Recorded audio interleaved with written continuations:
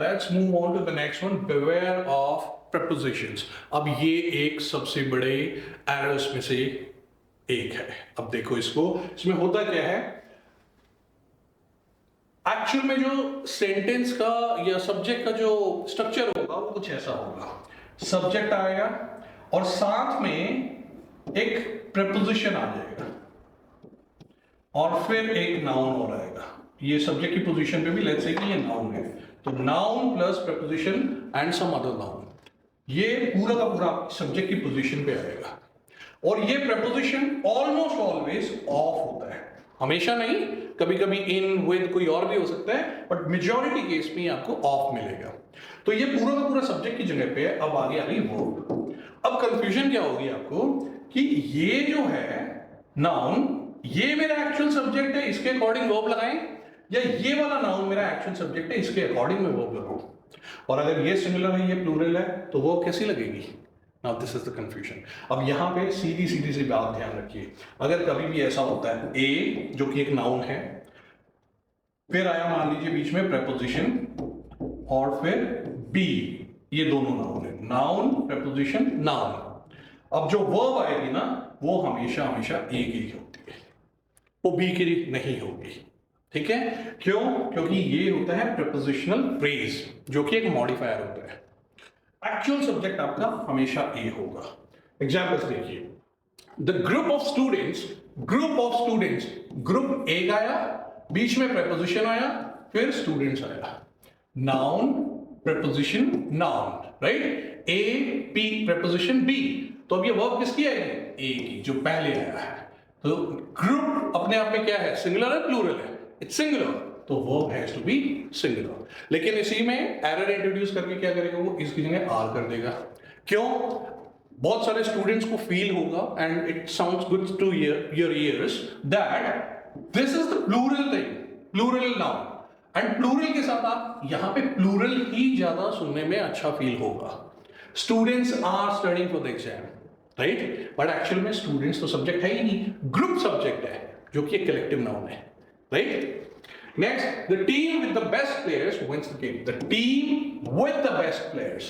अब ये आपका मेन कोर सब्जेक्ट है, with the best players, ये आपका prepositional phrase है, जिसमें with preposition है और ये दूसरा नाउन है। तो स्ट्रक्चर क्या हो गया? नाउन, preposition एंड ये पूरा का पूरा बेसिकली ये मॉडिफायर्स है, ये नाउन preposition नाउन, वही स्ट्रक्चर हो गया, राइट? अगला देखते हैं, the discovery of the 3 outer planets were important for astronomers. The discovery of 3 outer planets. Noun, preposition, noun. ये पूरा का पूरा सब्जेक्ट की पोजीशन पे है, तो अब वर्ब क्या कौन सी आएगी? The verb has to be verb, plural, right? क्यों? तो sorry, the verb has to be was, because the subject is discovery, singular है, right? तो ये वर्ब गलत है यहाँ पे। The answer has to be, correct answer is was. I hope अब समझ आ गया होगा आपको, राइट? और देखिए, अब इसी को क्या करते हैं एसएटी, ये एक एरर डाल दिया, अब एक और लेयर ऐड कर देगा, जो पीछे हमने बात की थी, मॉडिफायर इंट्रोड्यूस करके सब्जेक्ट को और वर्ब के बीच में डिस्टेंस क्रिएट करेगा, राइट? अब देखिए कैसे, the recent string of burglaries in addition to the poor building maintenance have inspired the outspoken blah blah blah. So my main subject is, ये मुझे सब्जेक्ट नजर आ रहा है, फिर बीच में मॉडिफायर आ गया। अब तो बेसिकली आपको क्या करना है, मॉडिफायर को ना काट दो, दिमाग से एक बार के लिए हटा दो कि ये कुछ एग्जिस्ट भी करता है, राइट? क्योंकि मेरा एक्चुअल जो क्लॉज है या सब्जेक्ट सेंटेंस है वो ये है, the recent string of burglaries have inspired the outspoken blah blah blah. Now यहां पे मेरा सब्जेक्ट कौन है? The recent string is the noun, right? Recent तो हमारा adjective हो गया, string is the noun, of मेरा preposition आया, burglaries is my another noun, noun preposition noun, subject कौन होता है? First one, A, string is singular, plural, singular, तो बाद में जाके मेरा यहाँ पे verb क्या है? Have, ठीक है? Is it correct? No, has आना चाहिए, because subject is string. So I hope it is clear कि prepositions जब बीच में आ जाते हैं तो कैसे errors introduce हो सकते हैं।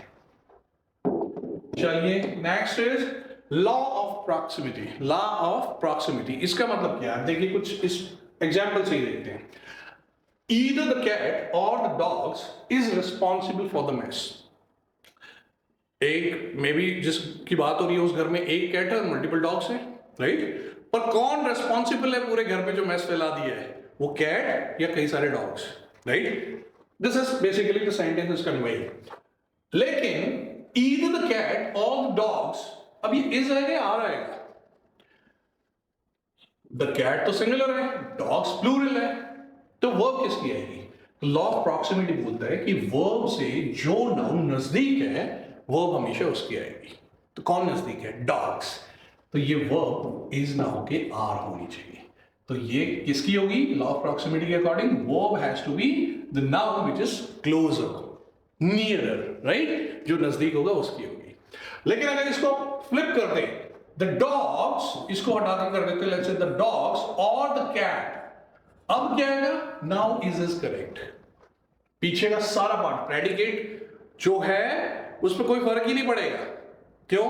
क्योंकि सब्जेक्ट अब आपका मेन जिसके लिए वर्ब आनी हो कैट बन गया, which is singular, right? Next, neither the teacher nor the students was happy. अब ये ठीक है? No, students is the noun for which I have to provide the verb and therefore verb is the correction. Teacher के लिए नहीं आएगा। इनको अगर इंटरचेंज कर दोगे तब वॉज ठीक है, क्योंकि टीचर सिंगुलर हो जाएगा एंड वॉज करेक्ट होगा उसके लिए। माई सिस्टर और हर फ्रेंड्स, अब आप यहां पे डालिए सिंगुलर या प्लूरल में इज या आर या वॉज या वर्ब, इसमें से क्या आना चाहिए। ये आपके लिए एक्सरसाइज है। आगे चलते हैं। Inverted sentences. अब इन्वर्टेड सेंटेंसेस क्या होते हैं? नॉर्मली आप सेंटेंसेस जब देखेंगे तो उसका स्ट्रक्चर होता है सब्जेक्ट आता है पहले और फिर वर्ब आती है, राइट? ये आपके सेंटेंस का स्ट्रक्चर होगा। For example, Tom plays football, right? अब यहां पे what is the subject? The subject is Tom. What is the verb? Plays. पहले सब्जेक्ट आया फिर वर्ब आया, राइट? टिपिकली एक सेंटेंस के अंदर यही स्ट्रक्चर फॉलो होता है। लेकिन कई बार ये स्ट्रक्चर उल्टा हो जाता है, मतलब सब्जेक्ट पहले ना आके सब्जेक्ट से पहले वर्ब आएगी और सब्जेक्ट बाद में आ रहा है, तो वर्ब प्लस सब्जेक्ट। अब इस केस में क्या होगा? क्योंकि हमें हमेशा सब्जेक्ट को पहले देखने की आदत है, तो एसएटी क्या करेगा? इस वर्ब से पहले कोई नाउन रख देगा और फिर वर्ब आएगी, लेकिन सब्जेक्ट है बाद में। तो हमें ऐसा लगेगा that this noun is the main subject and accordingly we have to supply the verb, but that's wrong. होना क्या चाहिए? इस सब्जेक्ट के अकॉर्डिंग ये वर्ब होनी चाहिए, and this is how the error is introduced. And if you are careful, if you understand the concept well, you can definitely mark the correct answer. अब देखिए कुछ एग्जांपल्स देखते हैं। In the room is a teacher and some students. अभी sentence कैसा लग रहा है सुनने में? ठीक लग रहा है, पर क्या करेक्ट है? No. Why? What is the main subject here? In the room is the verb होगी। A teacher and some students. A teacher and adjective in nature. Some students plural. ये दोनों मिलके क्या हुआ? एक कंपाउंड सब्जेक्ट बना which is plural. तो मेरा सब्जेक्ट अभी प्लूरल है, तो वर्ब मेरी प्लूरल आनी चाहिए, इज नहीं आएगी, आर आना चाहिए, right? In the room are teacher and some students. अभी आपको कुछ गलत फील होगा, it doesn't sound good to your ears, right? Why? क्योंकि आर के साथ और टीचर फील हो रहा है, और टीचर तो सिंगुलर लग रहा है, but a teacher alone is not the subject. This entire collectively ये पूरा का पूरा सब्जेक्ट है, and therefore are is the right verb. Next, during Diwali comes the best sales of the year. अब ये भी ठीक लग रहा है, राइट? लेकिन find out what is the subject and where is the verb. The verb is comes which is singular, where is the subject. अब देखो, इससे पहले स्ट्रेटेजी देखिए कि हमने एक सिंगुलर नाउन को रख दिया है, तो सिंगुलर नाउन सिंगुलर वर्ब, इसीलिए आपको सुनने में ठीक लगता है। पर क्या वो सब्जेक्ट है? नो, सब्जेक्ट है best sales. Sales is plural. अब ये जितने भी इन्वर्टेड सेंटेंसेस होते हैं, आप इनका जो ऑर्डर है अगर उसको आगे पीछे करेंगे तो you can create the right sentence in subject plus verb form. पहले सब्जेक्ट फिर वर्ब। जैसे फॉर एग्जांपल इसको मैं कैसे लिख सकता हूं? The best sales of the year come during Diwali. The best sales of the year come या कम्स, कम, राइट। तो इसके अकॉर्डिंग मेरा यहाँ पे कम वर्ब होना चाहिए। ऊपर वाले सेंटेंस को अगर आप करेक्ट करते हैं, सीधा करते हैं, तो क्या करेंगे? A teacher and some students are in the room, correct. अब देखिए और देखिए examples. From the window hangs a beautiful painting.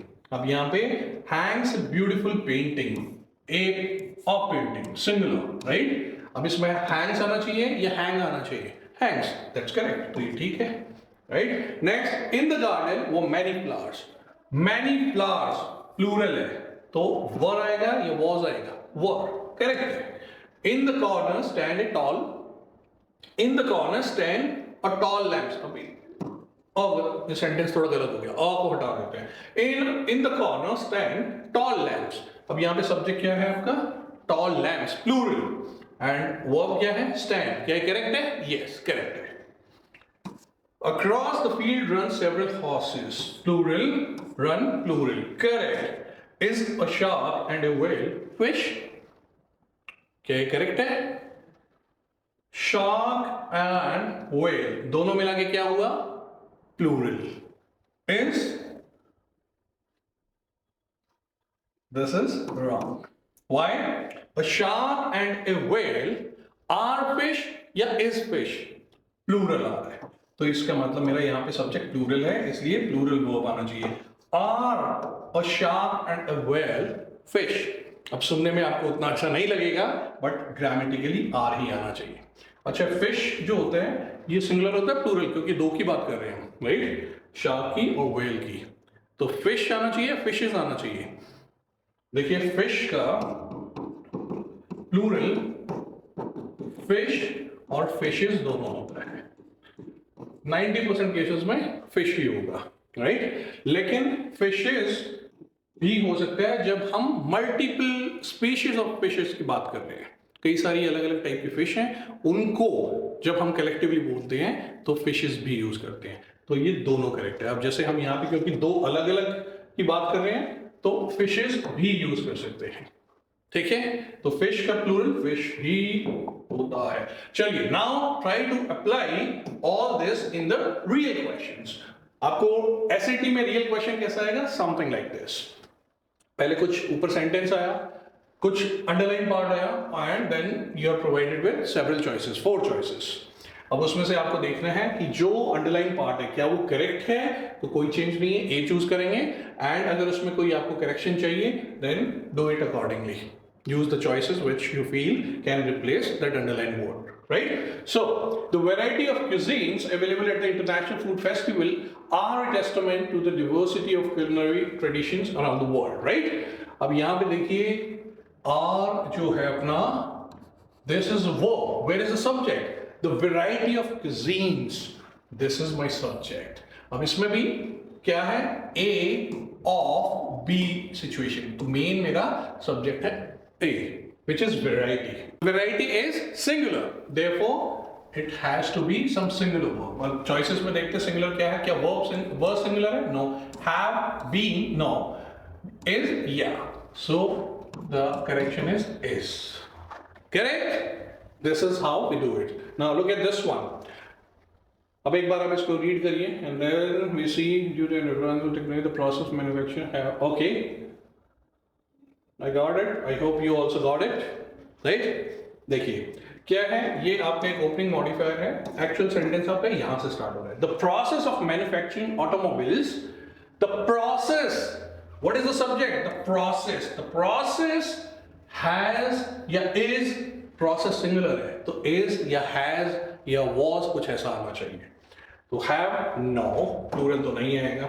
Improve. The process improve या improves, improve नहीं आएगा, प्लूरल है। improves, R भी नहीं आ सकता है, right.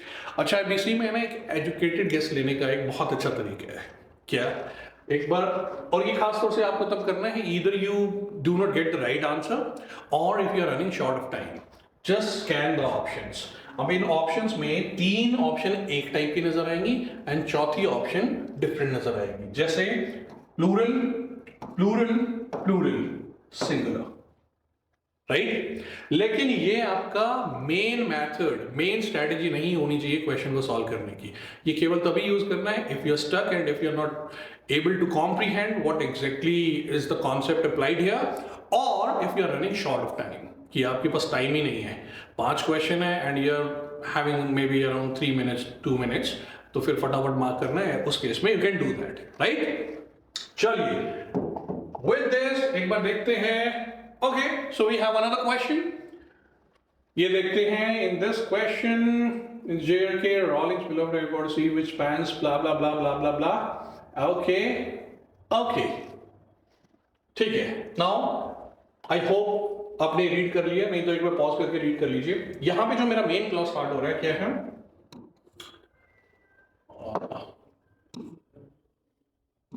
The magical world of wizards and witches captivate readers of all ages with its richly detailed universe and compelling storytelling. This is my clause. मेरा जो सेंटेंस है वो यही नजर आ रहा है, ठीक है? तो यहां पे the magical world of wizards and witches, then I have captivate, which is a verb. Captivate plural, captivates singular. अब ये प्लूरल वर्ब ये किसके लिए है? अब देखो यहाँ पे क्या है, स्ट्रेटजी क्या रहती है क्वेश्चन मेकर की, कि कुछ प्लूरल वर्ड्स यूज करेंगे, प्लूरल नाउन्स, और उसके साथ प्लूरल वर्ब रख देंगे, तो आपको लगेगा क्योंकि ये एस ई एस के साथ ये प्लूरल मैच होती नजर आ रही है। बट क्या ये वर्ब इसी नाउन की है? No, the verb is for the magical world. The world captivates readers of what sort of world? ये तो मेरा मॉडिफायर है, एक्स्ट्रा इंफॉर्मेशन है। The world of wizards and witches, right? तो सब्जेक्ट क्या है? World, which is singular, so captivate होना चाहिए क्या? नो, सिंगुलर होना चाहिए। Captivate is gone, are gone, were gone, captivates correct. I hope it is clear, right? आगे बढ़ते हैं। So let's try to understand what all we learned in this today's class.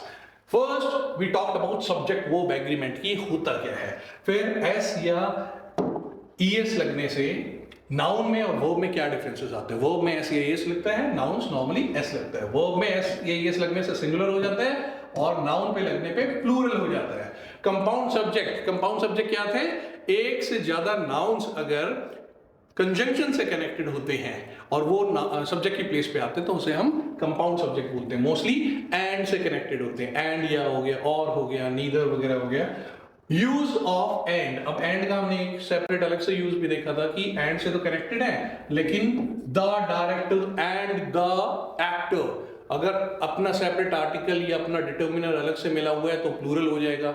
अगर दोनों के साथ एक ही यूज है तो वो सिंगुलर वर्ब लेगा, राइट? कलेक्टिव नाउन्स की हमने बात की कि कलेक्टिव नाउन्स टिपिकली अब 90% केसेस में कलेक्टिव नाउन सिंगुलर होते हैं, लेकिन कुछ एक्सेप्शनल केसेस में जब उनके मेंबर्स की बात हो रही होगी तो कलेक्टिव नाउन्स हमारे प्लूरल होते हैं।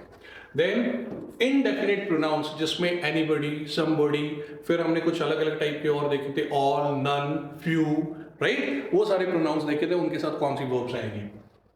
Beware of prepositions. Prepositions मैंने आपको बताया था, A of B या A preposition B की सिचुएशन होगी तो subject is always A and accordingly you have to supply the verb.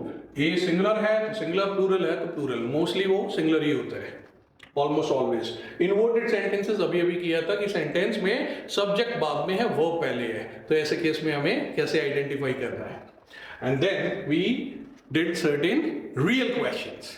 So I hope you liked this video. In case if you liked it, give us a thumbs up, like करिए, subscribe to the channel and wait for the next video. SAT पे next verbal video is going to be very soon. Thank you.